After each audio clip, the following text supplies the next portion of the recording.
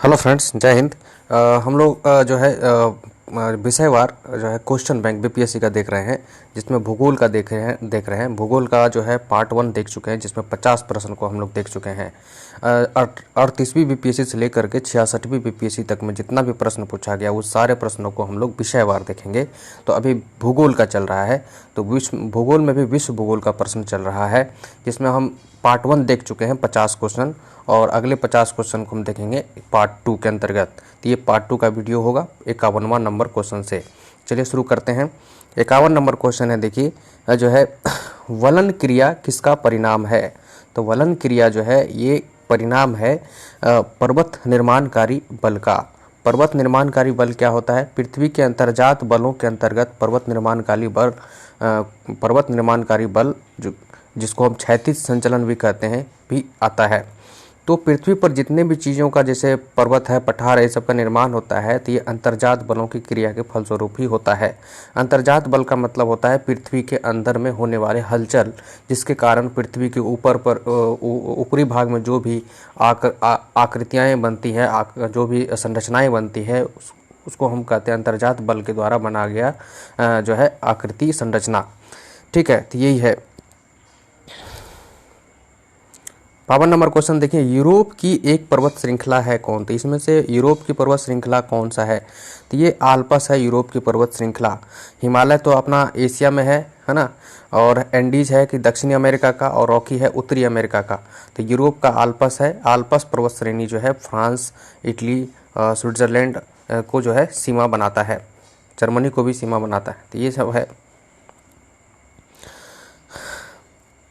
तकला मकान मरुस्थल अवस्थित है कहाँ? तो तकला मकान मरुस्थल जो है वो है चीन में अवस्थित है तकला मकान मरुस्थल।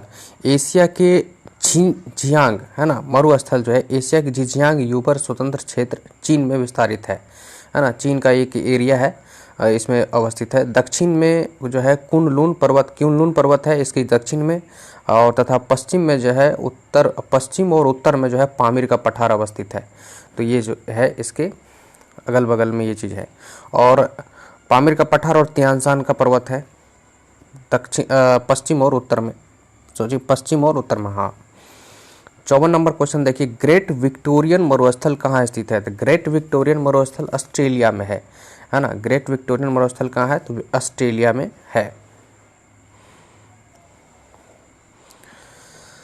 5वां नंबर क्वेश्चन देखिए, ऑस्ट्रेलिया में है, ये दक्षिण पश्चिमी भाग में पड़ता है। 55 नंबर क्वेश्चन देखिए, दक्षिण अमेरिका में मध्य अक्षांशीय घास के मैदान को क्या कहा जाता है? दक्षिण अमेरिका के मध्य अक्षांशीय घास को कहा जाता है पंपास। पंपास जो है अर्जेंटीना में पाया जाता है, और ये जो है दक्षिण अमेरिका के मध्य वाला भाग में पाया जाता है। ठीक है, ब्राज़ील के नीचे। तो ये पंपास घास का मैदान।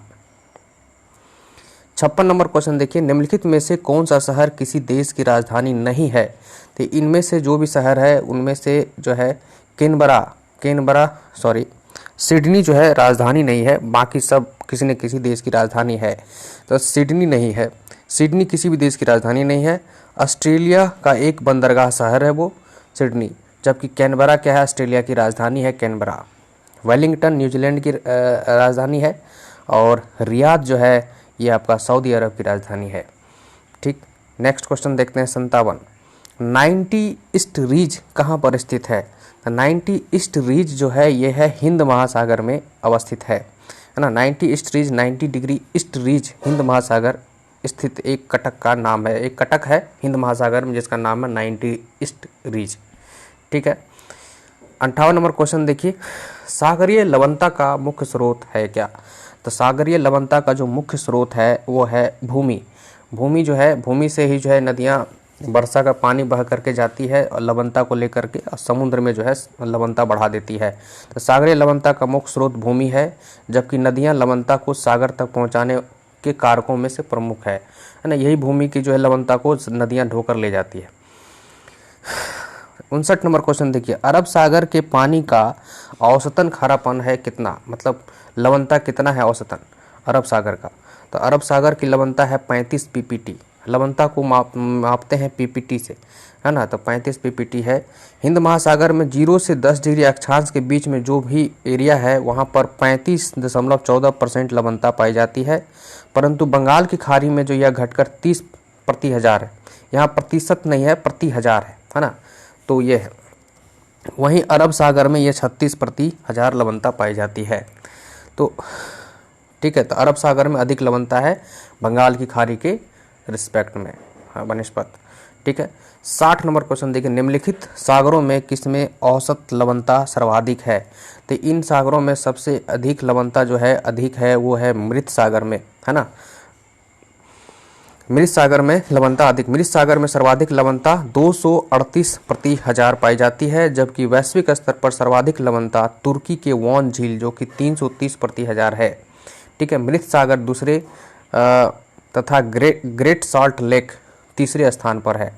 तो पहले स्थान पर कौन सा हो गया? तुर्की का वॉन झील, दूसरे स्थान पर लवणता के मामले में मृत सागर, और तीसरे स्थान पर ग्रेट सॉल्ट लेक, ये हो गया।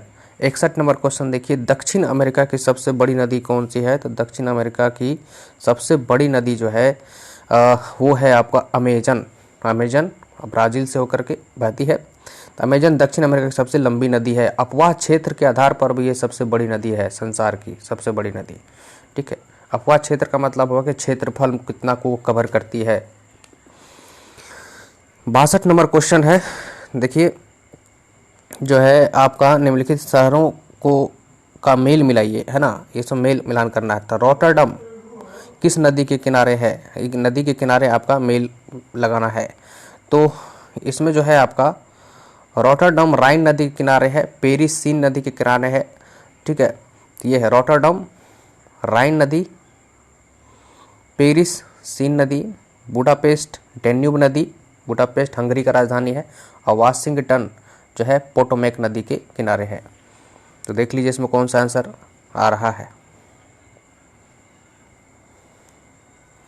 उसके बाद देखिए, हिंद महासागर और लाल सागर को कौन सी जल संधि जोड़ती है? तो हिंद महासागर और लाल सागर को जो जल संधि जोड़ती है वो है बाब अल मंडेब, है ना। हिंद महासागर मतलब अरब सागर को लाल सागर से जोड़ने वाले जल संधि को कहते हैं। अरब सागर और बंगाल की खाड़ी को एक सम्मिलित जल को ही हम हिंद महासागर कहते हैं। तो यहाँ हिंद महासागर पूछ दिया है, हिंद महासागर और लाल सागर। यहाँ ऐसे भी पूछ सकता है अरब सागर और लाल सागर के बीच कौन सी जल संधि है? तो बाब अल मंडेब। ठीक है, ये है। हरमुज जल संधि एक है वहीं पर उसी के आसपास में बाब अल मंडब जल संधि के, वहाँ पर फारस की खाड़ी एवं ओमान की खाड़ी को जोड़ता है। ठीक है, बास्पोरस जल संधि है। बास्पोरस जल संधि क्या कहता है? तो काला सागर एवं मरमरा सागर को जोड़ता है। तो ये क्वेश्चन बहुत बार पूछा है बास्पोरस जल संधि का। अब मलक्का जल संधि देखिए, ये जो है अंडमान सागर और दक्षिण चीन सागर को जोड़ता है। जल संधि मतलब दो बड़ी जल राशि को जोड़ता है। सुमेलित करना है, देखिए 64 नंबर, अत्यधिक गर्म, है ना, सुमेलित करना है। अत्यधिक गर्म मतलब है इसमें से कौन? तो सहारा मरुस्थल सबसे अधिक गर्म है। ठीक है, अत्यधिक गर्म सहारा मरुस्थल। उसके बाद अत्यधिक ठंडा, तो अत्यधिक ठंडा इसमें जो हो जाएगा आपका चिली हो जाएगा। ठीक है, अत्यधिक वर्षा तो चेरापूंजी हो जाएगा, अपना भारत में है, मेघालय में। अत्यधिक सूखा जो है आपका वो हो जाएगा अंटार्कटिका। ठीक है, सॉरी, अत्यधिक सूखा चिली हो जाएगा और अत्यधिक ठंडा जो है अंटार्कटिका हो जाएगा। यहाँ देखिए दिया हुआ है अत्यधिक गर्म सहारा, अत्यधिक ठंडा अंटार्कटिका, अत्यधिक वर्षा चेरापूंजी, अत्यधिक सूखा चिली। 65 नंबर क्वेश्चन देखिए, किस मिट्टी में कोशिका मतलब कैसिका कैपिलरी, है ना, पानी सोखने की क्षमता सबसे अधिक प्रभावशाली होती है? मतलब पानी सोखने और ऊपर तक लेयर तक जो एक जो है नलिका वाला आकृति का मिट्टी, तो कौन सी मिट्टी में होती है? तो ये होती है आपका चिकनी मिट्टी में। किस मिट्टी में केशिका अधिक प्रभावशाली होती है? तो चिकनी मिट्टी में। ठीक, 66 नंबर क्वेश्चन देखिए, विश्व में सबसे अधिक कोयला उत्पादन करने वाला देश कौन है? तो विश्व में सबसे अधिक कोयला उत्पादन करने वाला देश है चीन। ठीक, 67 नंबर क्वेश्चन देखिए, निम्नलिखित में से कुलगाड़ी में कौन सी क्रिया संपन्न होती है? तो कुलगाड़ी में जो है ये होती है सोना का खनन।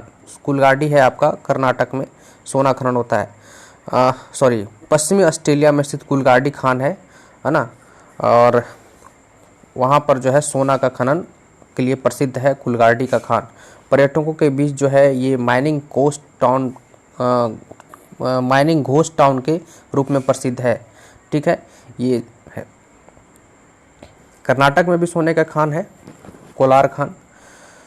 68 नंबर देखिए, विश्व में एल्युमिनियम का सबसे बड़ा उत्पादक है। तो एल्युमिनियम का सबसे बड़ा उत्पादक कौन है? तो इंडियन मिनरल्स ईयर बुक 2017 के आंकड़ों के अनुसार एल्युमिनियम उत्पादन करने वाला विश्व में 5 शीर्ष देश था। सबसे अधिक एल्युमिनियम जो है आपका चीन उत्पादन करता है, फिर रूस, फिर कनाडा, फिर भारत। चौथे नंबर पर भारत है। तो यहाँ जो है पहला नंबर पर चीन का ऑप्शन है ही नहीं। ठीक है, इसलिए इसका कोई आंसर नहीं दिया है।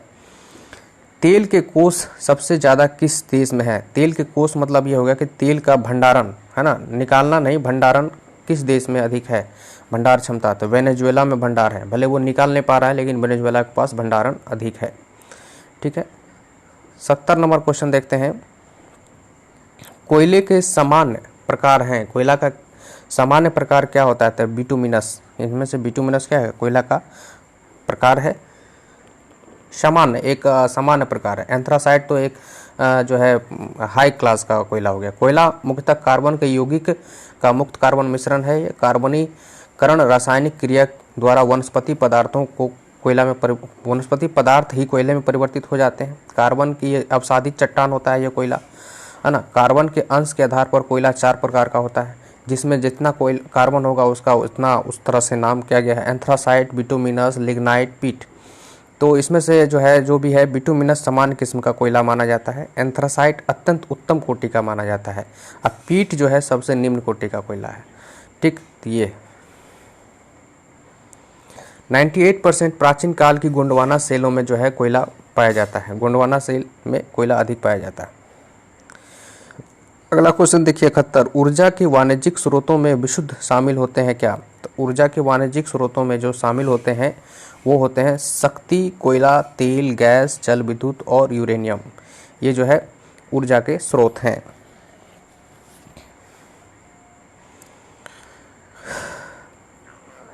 सब 72 नंबर, निम्नलिखित में से कौन सा शहर धातु के व्यापार का सबसे बड़ा केंद्र है? तो धातु के व्यापार का सबसे बड़ा केंद्र जो है इनमें से आपका लंदन है। ठीक है, लंदन धातु के व्यापार का सबसे बड़ा केंद्र है, धातु का व्यापार ज़्यादा होता है। 73 नंबर क्वेश्चन देखिए। साफ रात मेघीय रातों की अपेक्षा अधिक ठंडी होती है, कारण क्या है? विकिरण के कारण, ना, विकिरण के कारण साफ रात जो है मेघ वाली रातों की अपेक्षा अधिक ठंडी होती है। जैसे कि धरती से जो कोई सूर्य की प्रकाश आती है किरण, और वो जो है धरती से टकरा करके फिर वो पुनः वापस अंतरिक्ष में जाती है।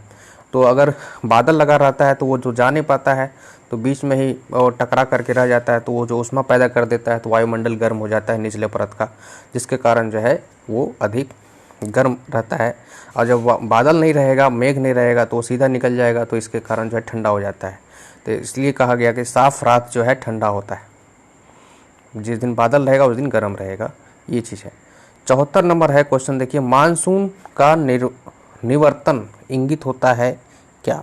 तो मानसून का निवर्तन इंगित होता है, ये है आपका साफ आकाश से और तो है बंगाल की खाड़ी में अधिक दाब परिस्थिति से। ठीक है, मानसून का निवर्तन स्वच्छ मौसम और बंगाल की खाड़ी में अधिक ताप की परिस्थिति को इंगित करता है। ठीक, 75 नंबर क्वेश्चन। निम्नलिखित में से किस युग्म का मिलान सही है? इसमें से कौन सा मिलान सही है? तो ये है आपका भूमध्य रेखीय क्षेत्र, गरज के साथ वर्षा मध्याह्न में नहीं होता है। भूमध्य रेखीय क्षेत्र में ऐसा नहीं होता है। भूमध्य सागरीय क्षेत्र में गर्मी की वर्षा होती है, ये गलत है। मानसूनी क्षेत्र में पूरे साल भारी वर्षा होती है, ये भी गलत है। मानसून के सीजन में वर्षा होती है, जून से लेकर के सितंबर तक अधिक वर्षा होती है। मरुस्थलीय क्षेत्र में जाड़े की वर्षा होती है, नहीं। तो इसमें आंसर बी चाहिए। भूमध्य रेखीय क्षेत्र में क्या होता है? गरज के साथ वर्षा मध्याह्न में, मतलब हर दिन लगभग मध्याह्न में 2 बजे के आसपास वर्षा होती है भूमध्य रेखीय क्षेत्र में, मतलब विषुवत रेखा के आसपास वाला क्षेत्र में। ठीक है, तो यही है। 76 नंबर क्वेश्चन है, निम्न में से किस क्षेत्र में भूमध्य सागरीय जलवायु प्रचलित नहीं है? तो भूमध्य सागरीय जलवायु जैसा वैसा जलवायु जो भूमध्य सागर के आसपास का जो जलवायु क्लाइमेट होता है, तो वैसा ही जलवायु निम्न में से किस क्षेत्र में भूमध्य सागरीय जलवायु प्रचलित नहीं है? तो वो है आपका पंपास वाला क्षेत्र में भूमध्य सागरीय जलवायु नहीं है। बाकी जो भी देख रहे हैं, मध्य चिली में भूमध्य सागरीय जलवायु का जो है टाइप पाया जाता है। केप टाउन में भी भूमध्य सागरीय जलवायु जैसा परिस्थितियाँ पाई जाती है।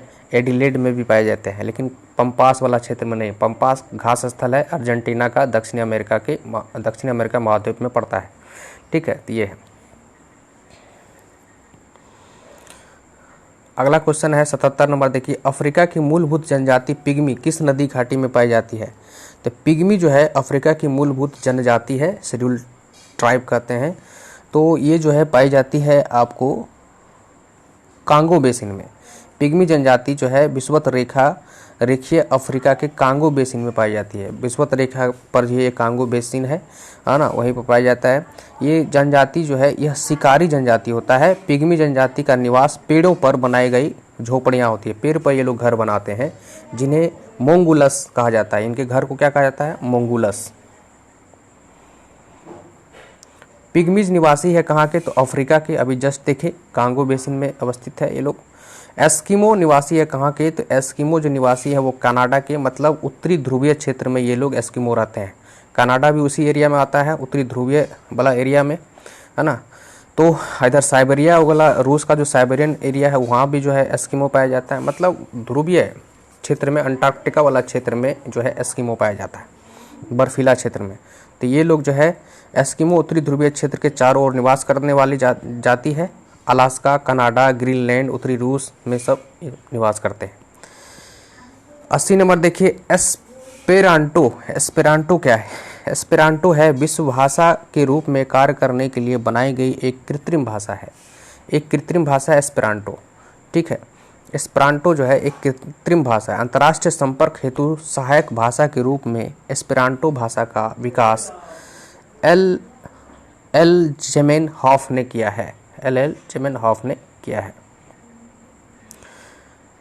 81 नंबर, वह देश जो विश्व में रेशम का सबसे बड़ा उत्पादक है। तो रेशम का सबसे बड़ा उत्पादक कौन है? तो वह है चीन। ठीक है, चीन है। अंतर्राष्ट्रीय सेरीकल्चर, रेशम उत्पादन को हम कहते हैं सेरीकल्चर। अंतर्राष्ट्रीय सेरीकल्चर आयोग के अनुसार वर्ष 2018 में विश्व में सर्वाधिक रेशम उत्पादन चीन करता है 120,000 टन, जबकि दूसरे स्थान पर भारत है। तो ये इसको भी ध्यान में रखिए, दूसरे स्थान पर रेशम उत्पादक देश है भारत। 82 नंबर देखिए, शहतूत जो विश्व का सबसे सुंदर गर्म और हल्का ऊन माना जाता है, वह कहाँ पैदा होता है? तो यह होता है चीन में। शहतूत नाम का ऊन जो है ये चीन में होता है। शहतूत एक विशेष प्रकार का गर्म ऊनी शॉल होता है जो तिब्बती एंटीलोप अथवा चीरू के बालों से तैयार किया जाता है। एंटीलोप के बाल से तैयार किया जाता है। चीरू का निवास स्थान मूलतः चीनी स्वायत्त क्षेत्र तिब्बत में मिलता है। चीरू जो है वो पाया जाता है, आपका चीरू एंटीलोप जिसको कहते हैं, वो कहाँ पाया जाता है? तो तिब्बत में अधिक पाया जाता है। तो इसी के बाल से जो है यह ऊन, शहतूत ऊन निकलता है। 83 नंबर है, पत्थर के कोयले के भंडार में कौन से देश संसार में अग्रणी है? तो पत्थरी कोयले के भंडार में जो है ये है चीन अग्रणी है। ठीक है, संयुक्त राज्य अमेरिका जो है दूसरे स्थान पर है इसके भंडारण में। अब भारत जो है, भारत के पास भारत का स्थान तीसरे स्थान पर है जो है पत्थर वाला कोयला के भंडारण में। ठीक है, 84 नंबर देखिए, संयुक्त राज्य अमेरिका को छोड़कर विश्व के निम्न देशों में से कौन सा देश कच्चे तेल का सर्वाधिक उत्पादन करता है? तो ये है आपका सऊदी अरब। ठीक है, इंडियन मिनरल्स ईयर बुक 2018 के अनुसार जो है 2017 में क्रूड ऑयल, कच्चा तेल जो है के उत्पादन में संयुक्त राज्य अमेरिका के बाद सऊदी अरब सर्वाधिक तेल उत्पादक देश है। वहीं संयुक्त राज्य अमेरिका की ऊर्जा सूचना के अनुसार 2018 में पेट्रोलियम उत्पादक देश का क्रम इस प्रकार रहा: संयुक्त राज्य अमेरिका 13.2%, रूस 13%, सऊदी अरब 12.6%। टीन मिलता है कहाँ? तो टीन जो मिलता है वो है प्लेसर निक्षेपों में, है ना, प्लेसर निक्षेपों में, ए नंबर। विश्व में प्राप्त होने वाली टीन की 80% प्लेसर निक्षेपों में पाया जाता है। ये जो है यह निक्षेप रिवर बेड्स में पाए जाते हैं। अधिकांश प्लेसर निक्षेप दक्षिण पूर्वी एशिया में फैले हैं। दक्षिण पूर्वी एशिया मतलब मलेशिया वगैरह, इंडोनेशिया वगैरह। इंडियन मिनरल्स ईयर बुक के अनुसार शीर्ष टीन उत्पादक देश क्रमशः चीन, इंडोनेशिया, म्यांमार, ब्राजील। मृदा संरक्षण वह प्रक्रम है जिसमें क्या होता है, मृदा के नुकसान से सुरक्षित किया जाता है, मृदा को नुकसान होने से सुरक्षित किया जाता है मृदा संरक्षण। तो मृदा मतलब मिट्टी हुआ। बृहद अर्थों में मृदा संरक्षण सॉइल कंजर्वेशन का अर्थ केवल अपरदन का नियंत्रित करना है ही नहीं, बल्कि इसका उद्देश्य भूमि के उच्च स्तरीय उर्वरता को भी बनाए रखना है। अपरदन मतलब हो गया कि मिट्टी को जो है बहने से रोकना, अपरदन होने से रोकना, एक स्थान से दूसरे स्थान पर जाने से उसको रोकना, है ना। तो ये है अपरदन होने से रोकना, मतलब मृदा संरक्षण का है एक। ठीक है, 87 नंबर देखिए, टेरा रोसा का प्रारूपिक विकास उस भूभाग में होता है जिसमें क्या, तो टेरा रोसा का विकास जो है चूना पत्थर, टेरा रोसा का प्रारूपिक विकास उस भाग में होता है, उस भूभाग में होता है जिसमें चूना पत्थर होता है। तो चूना पत्थर वाले भूभाग में ही टेरा रोसा का जो है विकास होता है। टेरा रोसा लाल मृदा के लिए इटालियन शब्द है, लाल मृदा के लिए ही इटालियन शब्द है टेरा रोसा, लाल मृदा को ही टेरा रोसा कहते हैं। इसका विकास चूने पत्थर वाले एरिया में होता है। 88 नंबर क्वेश्चन है, देखिए, पृथ्वी पर घने वन अधिकतर मिलते हैं। तो पृथ्वी पर घने वन जो अधिकतर मिलते हैं विषुवत रेखा के पास। विषुवत रेखा के पास इसलिए मिलते हैं क्योंकि यहाँ पर हर रोज लगभग वर्षा होती है मध्याह्न के समय में 2 बजे के आसपास। ठीक है, इसीलिए जैसे अमेजन बेसिन है तो वहाँ पर अमेजन का जो जंगल है इसी विषुवत रेखा के आसपास पड़ता है, ये है। उधर इंडोनेशिया का जो जंगल है वो भी पड़ता है। विषुवत रेखीय जलवायु प्रदेश में वर्ष भर उच्च तापमान पाए जाते हैं और जो है वर्ष भर वर्षा भी होते हैं। वर्षा के कारण सदाबहार वर्षा वन पाए जाते हैं, है ना। अमेजन बेसिन हो गया दक्षिण अमेरिका में, कांगो बेसिन हो गया अफ्रीका में, दक्षिण पूर्वी एशियाई द्वीप समूह में जैसे इंडोनेशिया वगैरह ये सब में जो है इस तरह के वन पाए जाते हैं। 89 नंबर क्वेश्चन, विश्व का कौन सा देश मुलायम लकड़ी एवं लकड़ी की लुगदी का सबसे बड़ा उत्पादक एवं निर्यातक है? तो ये है कनाडा। कनाडा जो है पेपर बनाने के लिए, जो लकड़ी का लुगदी बनाने के मामले में कनाडा 1 नंबर पर है। मुलायम लकड़ी से ही बनता है, कोंधारी वन से ये बनता है, कोंधारी वन अधिक मिलता है उस एरिया में, है ना। 90 नंबर क्वेश्चन, सूची 1 सूची 2 को मिलान करना है।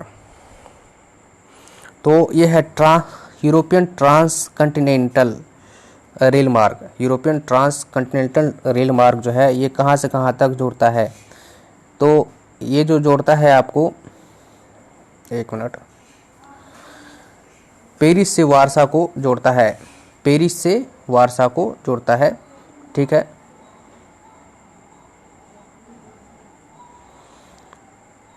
ट्रांस इंडियन रेल मार्ग जो है ये जोड़ता है आपका पेरिस से इस्तांबुल, नहीं, ब्यूनस आयर्स से वालप्रेजो को, चिली को जोड़ता है। ठीक है, उसके बाद जो है ट्रांस साइबेरियन रेल मार्ग को जानते ही होंगे, लेनिनग्राड से व्लादिवोस्टोक तक ओरिएंट एक्सप्रेस जोड़ता है। ये जो है आपको जोड़ेगा, वो जोड़ता है पेरिस से इस्तांबुल तक। ठीक है, यहाँ दिया हुआ है, देख सकते हैं। 91 नंबर क्वेश्चन है, निम्नलिखित में से कौन एक पतन नगर नहीं है? पतन नगर मतलब पोर्ट नगर नहीं है, पोर्ट मतलब बंदरगाह नगर नहीं है, बंदरगाह जहाँ पर होता है। इसमें से कौन बंदरगाह नगर नहीं है? तो कैनबरा नहीं है बंदरगाह नगर, ये ऑस्ट्रेलिया की राजधानी है। बाकी टोक्यो बंदरगाह नगर है, न्यूयॉर्क भी बंदरगाह नगर है, लंदन भी बंदरगाह नगर है। कैनबरा ऑस्ट्रेलिया की वर्तमान राजधानी है, को छोड़कर बाकी सभी जो है बंदरगाह वाला नगर है। 92 नंबर क्वेश्चन देखिए, लंदन जो है टेम्स नदी पर अवस्थित है, वहीं पर बंदरगाह है। न्यूयॉर्क जो है संयुक्त राज्य अमेरिका में न्यूयॉर्क प्रांत में स्थित है, यह बंदरगाह हडसन नदी के किनारे में न्यूयॉर्क शहर है, वहीं पर हडसन नदी पर यह बंदरगाह है। ठीक है। 92 नंबर क्वेश्चन है, निम्नलिखित में से कौन सा विश्व का कहवा पतन के नाम से जाना जाता है? कहवा पोर्ट के नाम से कौन जाना जाता है? तो ये जाना जाता है आपका सेंटोस पोर्ट, है ना, सेंटोस बंदरगाह जो कहवा बंदरगाह के नाम से जाना जाता है।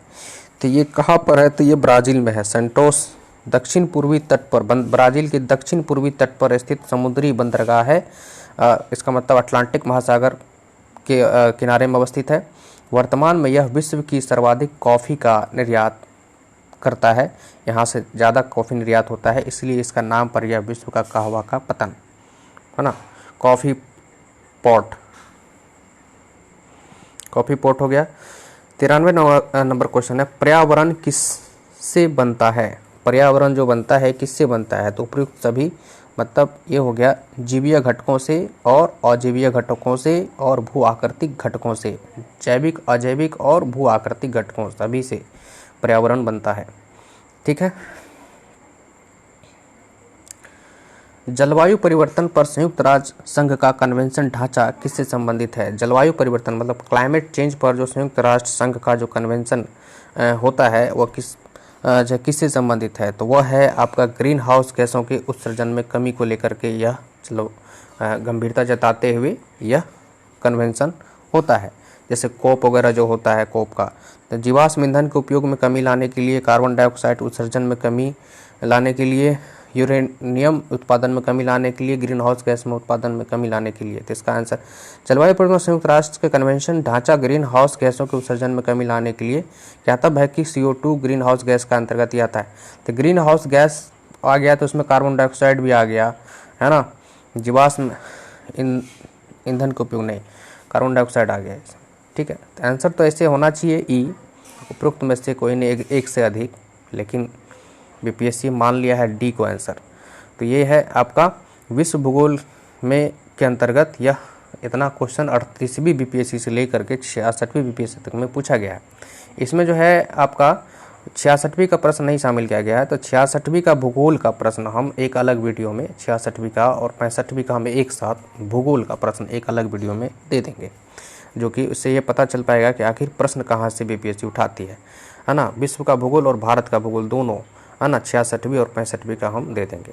तो इसमें जो है देखिए 64वीं तक के प्रश्न को शामिल तो किया गया है जरूर, 65वीं का प्रश्न नज़र नहीं आया, तो इसका मतलब है कि 65वीं और 66वीं प्रश्न को हम लोग जो है एक वीडियो में देख लेंगे। ठीक है। ये है। थैंक यू, धन्यवाद। नेक्स्ट हम लोग भारत का भूगोल का क्वेश्चन को देखेंगे, जो कि 38वीं से लेकर के 66वीं BPSC तक में पूछा गया।